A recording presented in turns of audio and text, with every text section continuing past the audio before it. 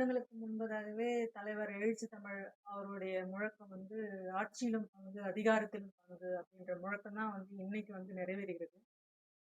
இதே திமுக வந்து காங்கிரஸும் வந்து அமைச்சரவையில் இடம்பெற்றிருக்கிறாங்க. ஐயோமில வந்து காங்கிரஸ்ல வந்து அமைச்சரவையில் இடம்பெற்றிருக்கிறாங்க. ஆனா அவங்களெல்லாம் விமர்சனம் பண்ணல. தொடர்ச்சியா வந்து விசிகேவை தான் வந்து அவங்க வந்து விமர்சனம் பண்ணிட்டு இருக்கிறாங்க. இது அவங்களுடைய பெருந்தன்மை என்று சொல்வதா, சிறுதன்மை என்று சொல்வதான்னு எனக்கு தெரியல. ஏனென்றால் வந்து பார்த்தீங்கன்னா, கிட்டத்தட்ட 35 வருட கால உழைப்பு இந்த அமைச்சரவையில் இடம்பெற்றது என்பது எங்கள் தலைவருடைய உழைப்பு, தியாகம், அர்ப்பணிப்பு, அவருடைய அரசியல் யுத்திக்கு கிடைத்த வெற்றி என்று தான் நான் சொல்வேன் நானு. தொடர்ச்சியா அவங்க விமர்சனம் பண்றாங்கன்னா, அது தேவையில்லாத ஒண்ணு. பிஜேபியை எதிர்ப்பதில் டிவிகேவும் திமுகவும் ஒருங்கிணைந்து செயல்பட வேண்டும் என்று திருமாவளவன் வந்து கூறியிருக்காங்க. தலைவர் எந்த கருத்து சொன்னாலும் அந்த கருத்து மிக சரியான கருத்தாகத்தான் இருக்கும். அந்த அடிப்படையில் கேரளாவில் எப்படி செயல்படுகிறார்களோ, காங்கிரஸும் வந்து பார்த்தீங்கன்னா, இடதுசாரி கட்சியும் அங்கே முரண்பாடாக இருந்தாலும் கூட பிஜேபி எதிர்ப்பதில் அவர்கள் ஒன்றுபட்டு செயல்படுகிறார்கள். அதே அடிப்படையில் இங்கே பிஜேபியை எதிர்க்க தவேகாவும் திமுகவும் ஒரு அணியில் திரள வேண்டும் என்ற அவர் கருத்து மிக சரியான கருத்து. கரூர் சம்பவத்தில் உயிரிழந்தவர்களுக்கு அரசு வேலை வழங்குவதாக முதல்வர் அறிவித்த நிலையில் தலைவர் திருமாவளவன் அவர்களுக்கு அதை வரவேற்று திராவிட முன்னேற்ற கழகம் ஆட்சியில் இருக்கும் பொழுதே எங்களுடைய சட்டமன்ற உறுப்பினர் எஸ் பாலாஜி அவர்கள் இந்த கருத்தை, இந்த கோரிக்கையை முன்வைத்தார். கரூர் சம்பவத்தில் பலியானவர்களின் குடும்பத்திற்கு அரசு வேலையை வழங்க வேண்டும் என்பது விடுதலை சிறுத்தை கட்சியின் கோரிக்கை.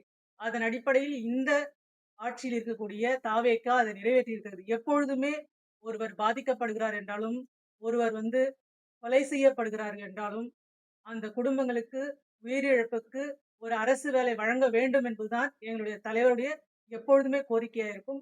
அதன் அடிப்படையில் இந்த முறை தாவேகா அதை வழங்கியிருப்பதை நாங்கள் வரவேற்கிறோம். விடுதலை சிறுத்தை கட்சி வரவேற்கிறது, எங்கள் தலைவரும் வரவேற்கிறார் அதை. அந்த ஆட்சியும் சரி இந்த ஆட்சியும் சரி பெண்களுக்கு எதிரான பாலியல் வன்கொடுமைகள் தொடர்ந்து நடைபெற்று கொண்டே இருக்கிறது. அது தமிழகத்தில் மட்டுமல்ல, இந்தியாவிலே பெண்களுக்கு எதிரான குற்றங்களின் எண்ணிக்கை நாளுக்கு நாள் அதிகரித்து கொண்டுதான் வருகிறது. 29 ஒரு நிமிடத்துக்கு ஒரு பெண் பாலியல் பலாத்காரம் செய்யப்படுகிறார்.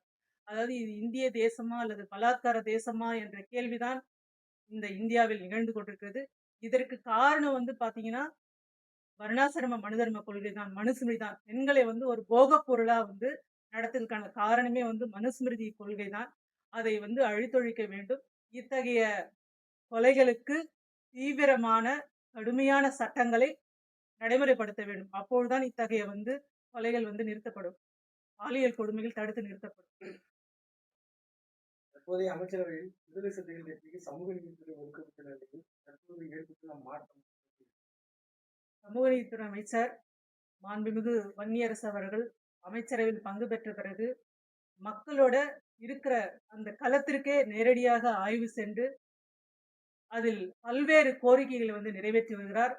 கிட்டத்தட்ட தலைமைச் செயலகத்தில் எந்த அமைச்சரவையும் இல்லாத அளவுக்கு இந்த அமைச்சர் 10 மணிக்கு மேல் நின்று மக்களுடைய கோரிக்கைகளை கேட்டு அதை நிறைவேற்றி வருகிறார். இது மிகப்பெரிய ஒரு மாற்றம் தான்.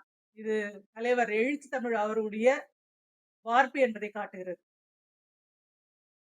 திருச்செந்தூர் செந்தில் முருகன் அரசு பெண்கள் மேல்நிலைப் பள்ளியில் அடிப்படை வசதிகள் ஆசிரியர்கள் பற்றாக்குறை அப்படின்னு சொல்லி விடுதலை சிறுத்தைகள் கட்சியாளர்கள் வந்து சாலை மறியல் போராட்டம் அறிவிச்சிருக்காங்க.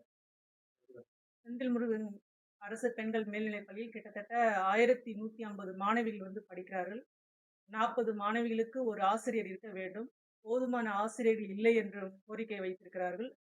அதற்கு அடுத்தபடியாக அங்கே வந்து கட்டட வசதியும் இல்லை, மாணவிகள் செல்வதற்கான தேவையான அரசு பேருந்து வசதிகளும் இல்லை என்ற கோரிக்கையை வலியுறுத்திதான் இந்த சாலை மறியல் போராட்டம் வந்து நடைபெற இருக்கின்றது. ஜூலை 15ஆம் தேதி நடக்க இருக்கின்றது. இது பள்ளி கல்வித்துறை அமைச்சரனுடைய கவனத்திற்கு இது செல்ல வேண்டும் என்பதற்காகத்தான் இந்த சாலை மறியல்.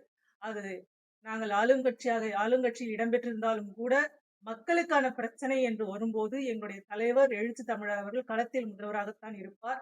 அதே போல் விடுதலை சிறுத்தை கட்சியிலும் களத்தில் முதன்மையாக நின்று போராடுவார்கள். இத்தகைய போராட்டம் பள்ளி கல்வித்துறை கவனத்திற்கு செல்ல வேண்டும். தூத்துக்குடி, திருநெல்வேலி, தென் மாவட்டங்களில் தொடர்ந்து சாதிய வன்கொடுமைகள் நடந்து வரும் நிலையில் நடப்பு கூட்டுத்தொடரில் ஆவண கொலை தடுப்பு ஆணவ படுகொலையை தடுத்து நிறுத்திட சட்டம் இயற்றிட வேண்டும் என்று தொடர்ச்சியாக விடுதலை சிறுத்தை கட்சி கோரிக்கை வைத்துக் கொண்டே இருக்கின்றோம். சமூக நீதித்துறை அமைச்சரும் அதற்கான கோரிக்கையை வைத்துக் கொண்டே இருக்கின்றார். இந்த கூட்டத்தொடரில் கண்டிப்பாக ஆணவ படுகொலையை தடுத்து நிறுத்த சட்டம் இயற்றப்படும்.